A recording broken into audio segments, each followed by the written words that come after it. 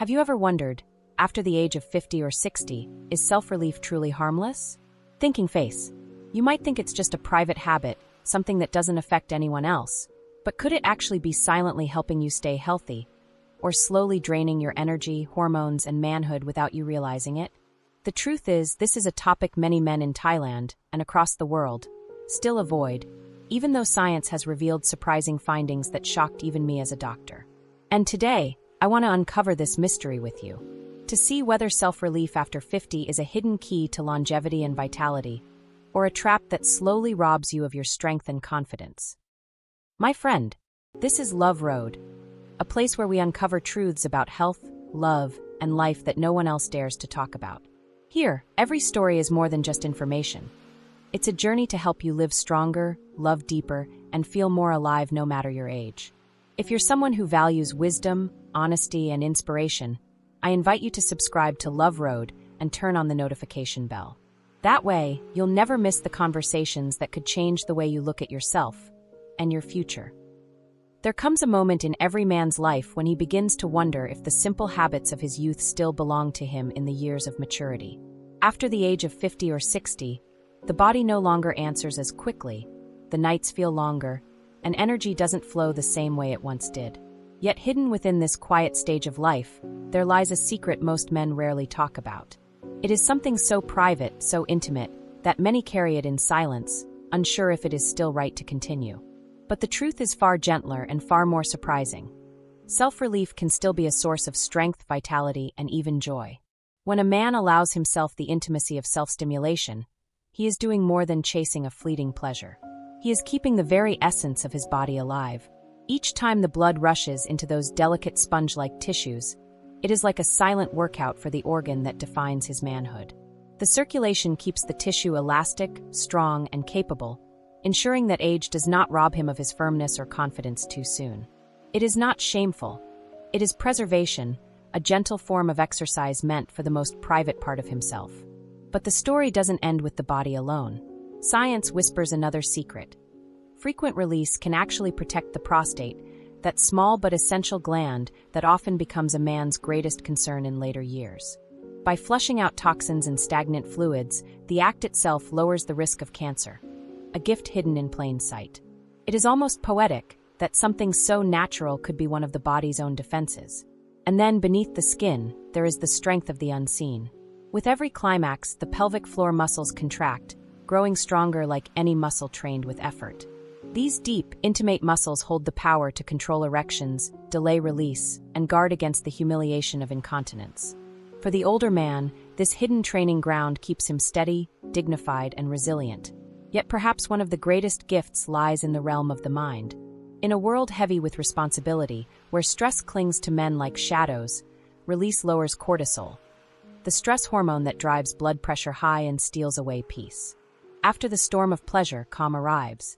Blood pressure eases, the heart steadies, and a man feels, if only for a while, the simple serenity of balance. The brain, too, dances in this moment. Bursts of dopamine and oxytocin flood the mind, one giving excitement, the other offering comfort. Together they weave a fabric of happiness and connection, reminding a man that joy and intimacy still belong to him, even when life has grown quieter. And there is something more practical, something deeply human: the chance to know one's own body. In those private moments, a man may notice the smallest changes, a lump, a tenderness, an irregularity. What might have remained hidden can reveal itself, giving him time to act to protect his life.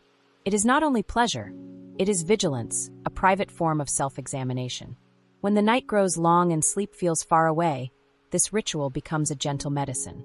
After release, oxytocin and prolactin sweep through the body, drawing him down into deep, restorative rest. It is the kind of sleep that does not come easily in older years, yet here it arrives like a lover's embrace, soft and comforting. Even the circulation of blood throughout the pelvis improves. The bladder, the prostate, the muscles that support them all are nourished by this increased flow. It is not indulgence, it is maintenance, keeping the engine of manhood running smoothly, quietly, consistently. For those who struggle with the impatience of early release, self-relief becomes a practice ground. By experimenting with stopping and starting, by listening to the body's signals, a man can teach himself control, mastery over timing, a skill that will serve him when he is with his partner.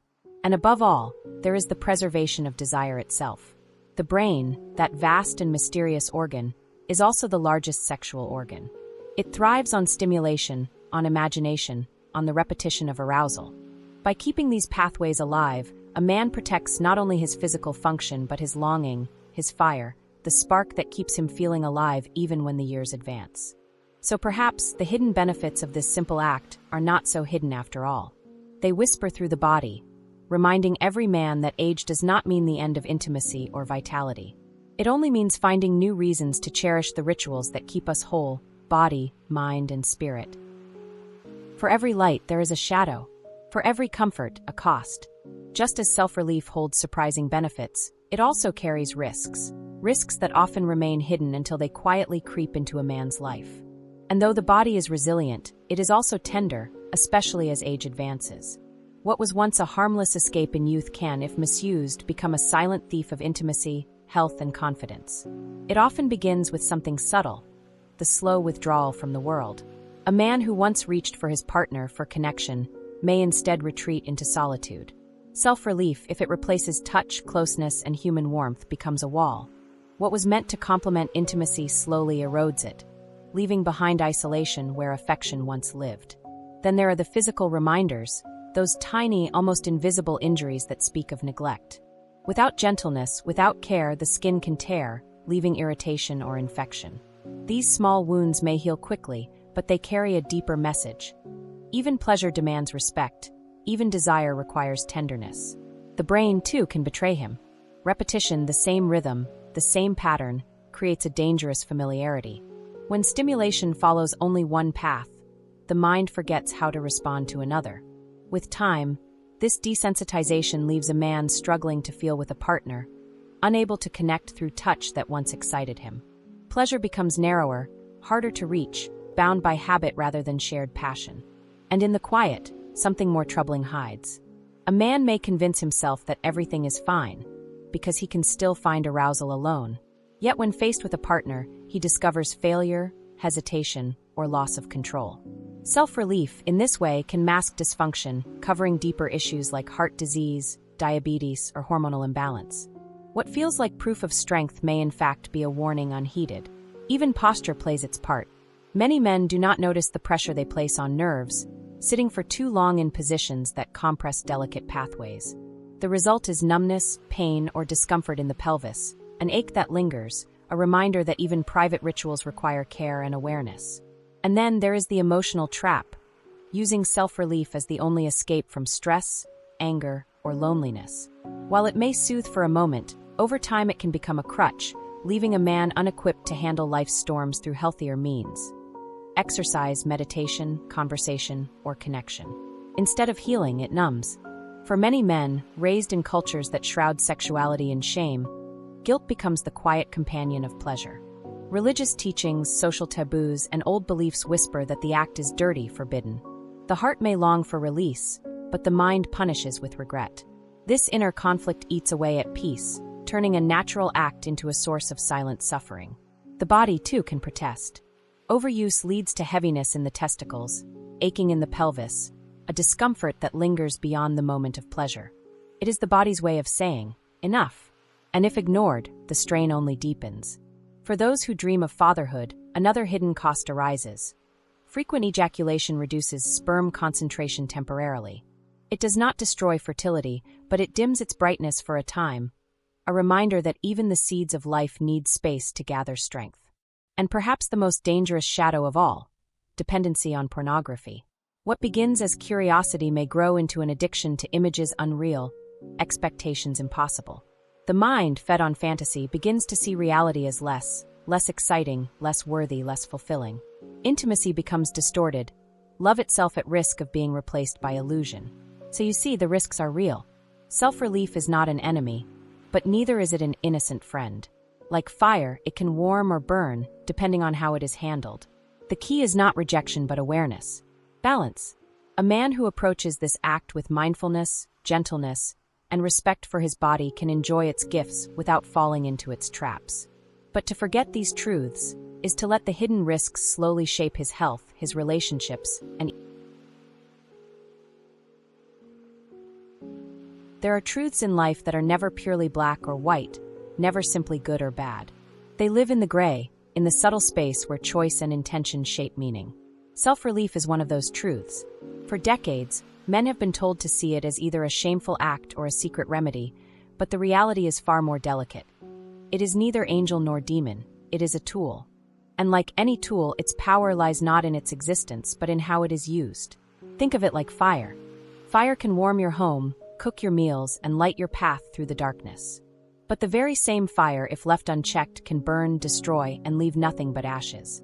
Self-relief is no different. When practiced with balance and respect, it sustains health, preserves vitality, and even deepens one's connection to the body. But when taken to excess, when it becomes an escape rather than a companion, it can quietly corrode both body and spirit. The real question, then, is not whether it is right or wrong, but whether you are listening to yourself as you practice it. Awareness changes everything. A man who approaches this act mindlessly may lose himself in repetition, guilt, or dependency. But a man who approaches it with intention, with curiosity, with respect for the signals of his body, transforms it into something sacred. It is no longer just an urge. It becomes a conversation with himself, a way of honoring the vessel he has lived in for decades. And this is perhaps the deepest truth. Intimacy is not only about the presence of another. It begins with knowing oneself. To understand one's desires, one's limits, one's rhythms. That is a form of intimacy just as profound as the embrace of a partner.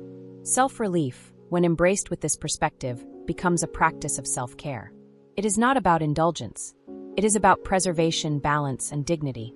We live in a world that often demands too much. The years after 50 are not always gentle.